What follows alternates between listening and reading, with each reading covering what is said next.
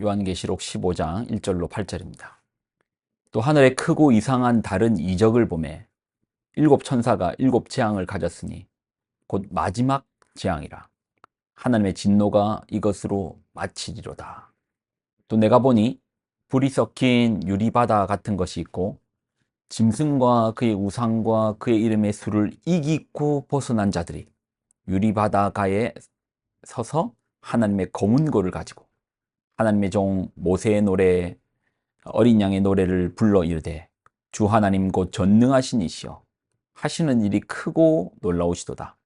만국의 왕이시여 주의 길이 의롭고 참 되시도다. 주여 누가 주의 이름을 두려워하지 아니하며 영화롭게 하지 아니하오리이까 오직 주만 거룩하시니이다. 주의 의로우신 일이 나타났음에 만국이 와서 주께 경배하리이다 하더라.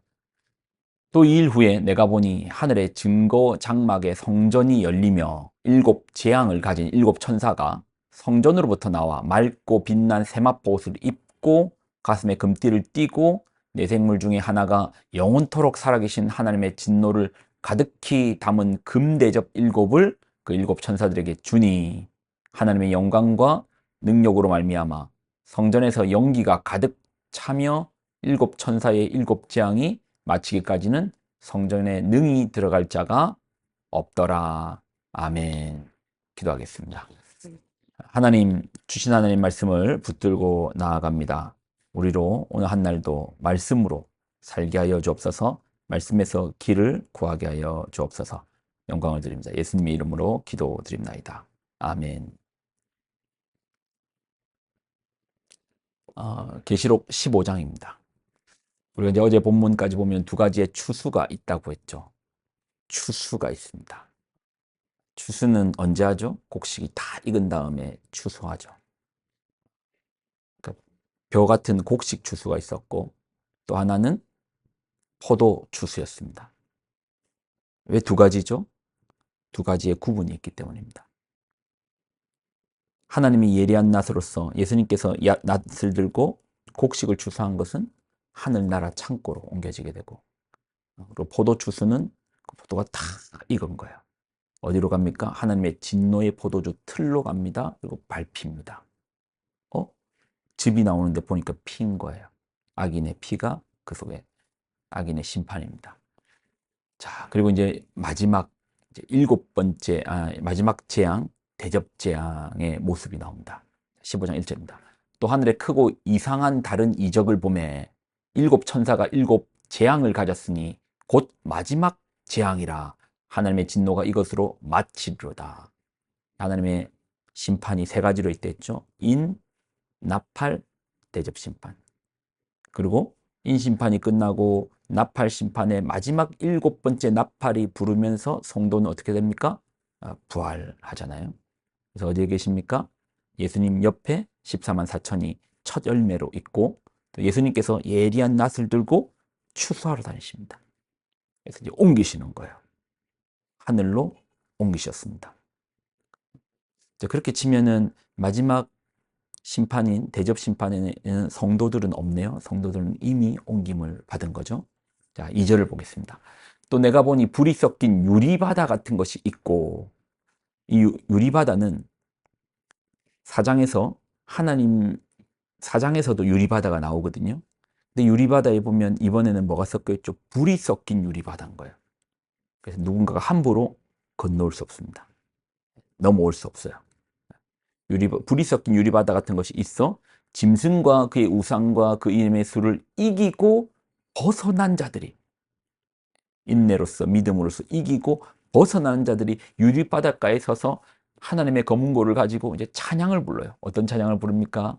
모세의 노래, 어린 양의 노래를 부릅니다. 전능한 하나님 곧 전능하신 이시여 하시는 일이 크고 놀라우시도다. 만국의 왕이시여 주의 길이 의롭고 참되시도다. 이제 살다 보면 하나님 왜 악인이 형통합니까? 세상이 왜 이렇게 불공평합니까? 하나님 제발 좀 말씀 좀 해줘봐요. 저렇게 악한 사람들이 잘 살고 떵떵거리고 하나님 앞에 거룩하게 살고 성도로 사는 사람들이 핍박받고 순교하고 어려움 당하는데 하나님 불공평하지 않습니까? 이 땅에서는 그게 안 보이니까 불공평합니다.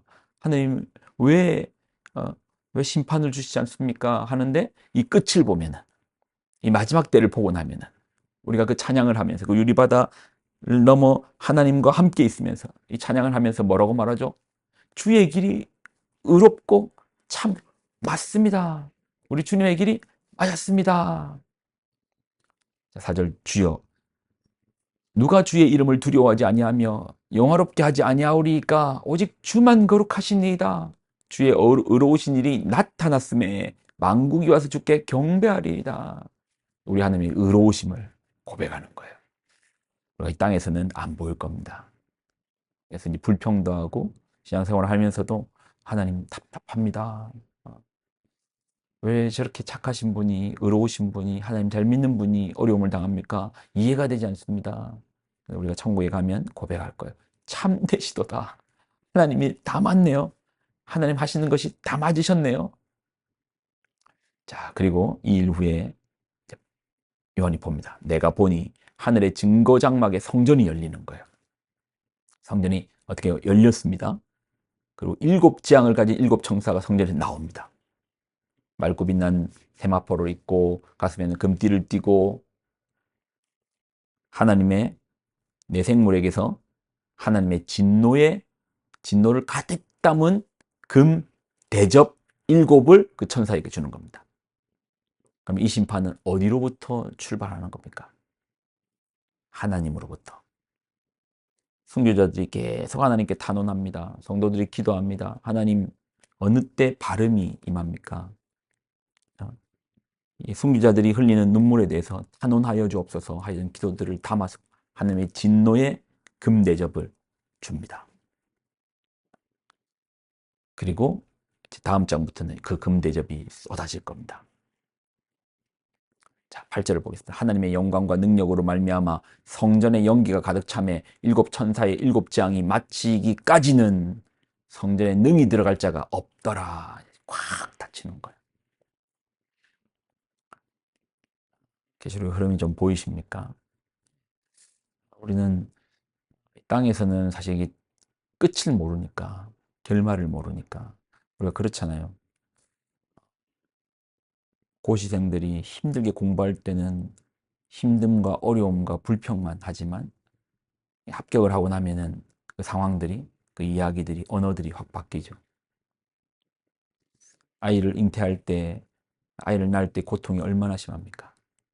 그렇지만 이 아이가 나오고 나면은, 나오고 난 이후에 그 감격 또 다르죠. 우리도 그럴 것입니다. 우리는 지금 과정 가운데 있습니다. 우리가 이 세상을 살면서 힘들고 낙심하는 것은 끝이 이 세상에서 난다 생각하니까, 이것이 나의 끝이라 생각하니까 그 속에 소망이 없고 불평만 가득합니다.